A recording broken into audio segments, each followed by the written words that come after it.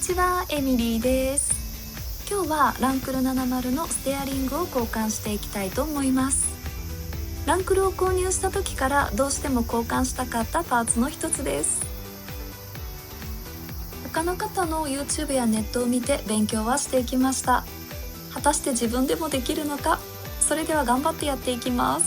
こちらが現在の純正のウレタンハンドルです。ちょっと手触りが気になっていて、運転するたびに触る部分なので質感のいいレザーに変えたいなと思っていました。こちらが今回使う道具になります。まずはボンネットを開けてバッテリーのマイナスを外していきます。相変わらずボンネットは重くて一苦労です。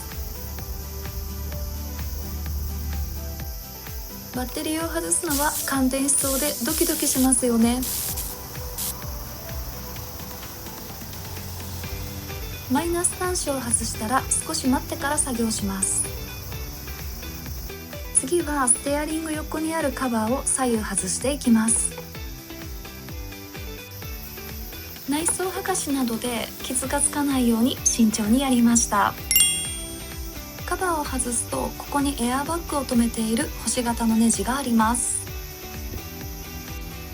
反対側も同じようになっています。星型のトルクスレンチを使って外していきます。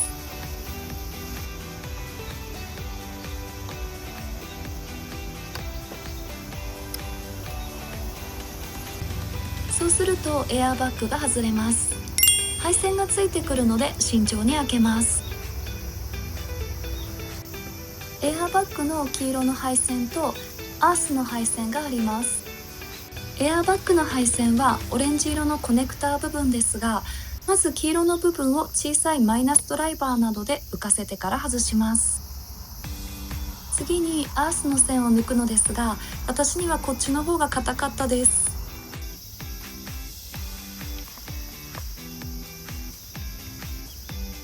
エアバッグが外れるとこんな感じです。それでは純正ステアリングを外していきます。真ん中の 19mm のナットを外します。ここからがなかなかの苦戦でした。ナットを外すのが私の力では思った以上に大変で、撮影のために天気の良い日を選んだのですが、まさかの灼熱地獄です。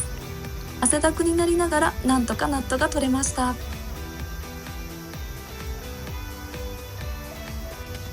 ハンドルを外す前にセンターに印をつけました。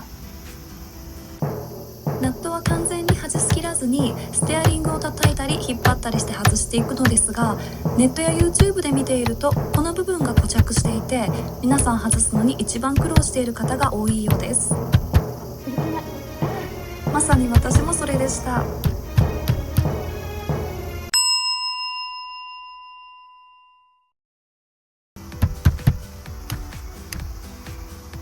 全然抜けない。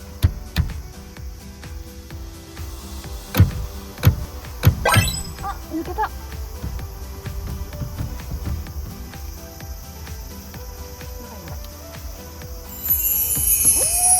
た。このカバーを再利用したいので、ちょっとこっちの裏側のネジを外していきます。できました。じゃじゃーん。それではつけていきます。まっすぐ差し込んだら外した時と逆の工程をしていきます。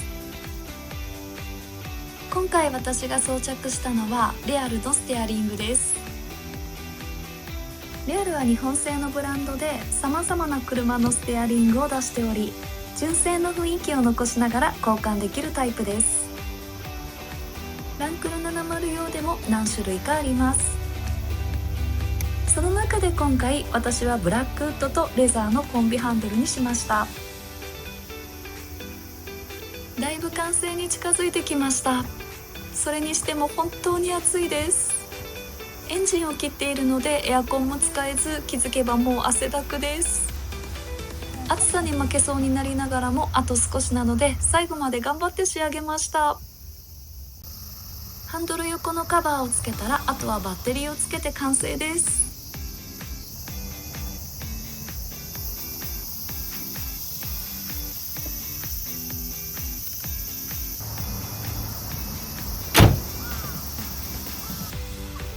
後に電源が来てホーンが鳴るか試しました。じゃじゃーん、完成です。触って握った感じもとても良くて、ブラックウッドもかっこいいです。せっかく新しいハンドルをつけたので、ちょっとドライブに行きたいと思います。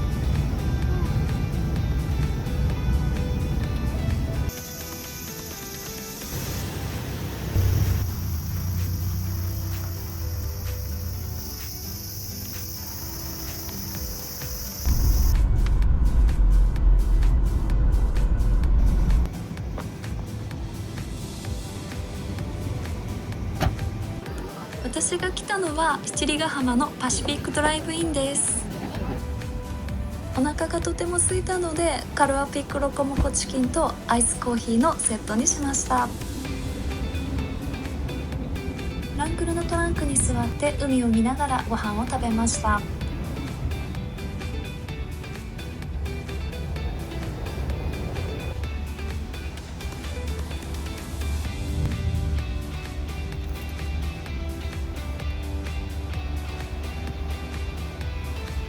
こうやって気軽にトランクを使って好きな場所で景色を楽しみながら過ごせるのもランクルのいいところですよね。今回はランクル70のステアリング交換をしてみました。こういう小さなカスタムでも自分でやってみるとさらに愛着が湧きますね。少しでも皆様の参考になれば嬉しいです。最後まで見ていただきありがとうございました。よろしければチャンネル登録、高評価をよろしくお願いします。